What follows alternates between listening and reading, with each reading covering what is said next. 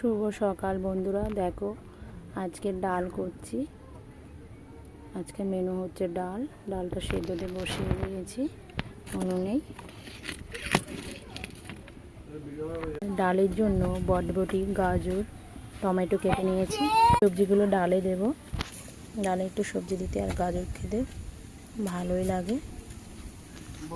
আর এই যে ঢেঁড়স দেখতে পাচ্ছ, ঢেঁড়স দিয়ে চিংড়ি দিয়ে আজকে রান্না হবে। গরমে ঢেঁড়স খেতে বন্ধুরা খুবই ভালো লাগে, তোমরা খেও বাড়িতে। ঢেঁড়স দিয়ে আজকে চিংড়ি মাছ দেখো তোমরা। কেটেও নিয়েছি, ধুয়েও নিয়েছি। আগে প্রথমে ঢেঁড়সটা গোটা গোটা ধুয়ে নিতে হবে, তারপর কেটে নিতে হবে। এই যে চিংড়ি, পেঁয়াজ, লঙ্কা জলা করে দেবো।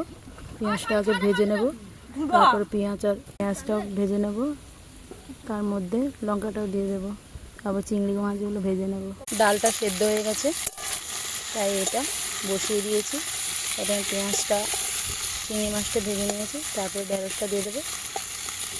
ঢেঁড়সটা হালকা করে ভেজে নেবো, তারপর নুন, হলুদ, জিরের গুঁড়ো নুন দিয়ে দেবো। ডালটা সেদ্ধ হয়ে গেছে, এই যে দেখতে পাচ্ছ ডালটা সেদ্ধ হয়ে গেছে। এবার ঢেঁড়সটা বসিয়ে দিয়েছি, আস্তে আস্তে হচ্ছে। এই যে দেখতে পাচ্ছ ঢেঁড়সটা হয়ে গেছে, কি সুন্দর হয়েছে দেখো। তোমাদের কেমন লাগছে বলো অবশ্যই। আর ঢেঁড়সটা খেতে খুবই ভালো লাগে চিংড়ি মাছ দিয়ে। তোমরা কে কে খেয়েছো বলো। এবার ঢেঁড়সটা নামিয়ে নেব।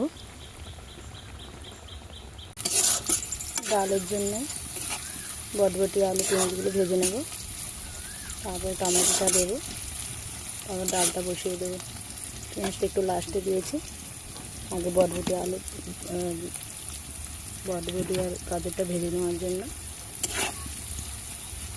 দেবো। ডালটা দেওয়ার পর লবণ দিয়ে দেবো।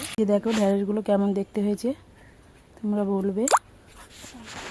তোমরা কে কে ঢেঁড়স খেয়েছে সেটাও বলবে। আমরা এইভাবেই ঢেঁড়স খাই।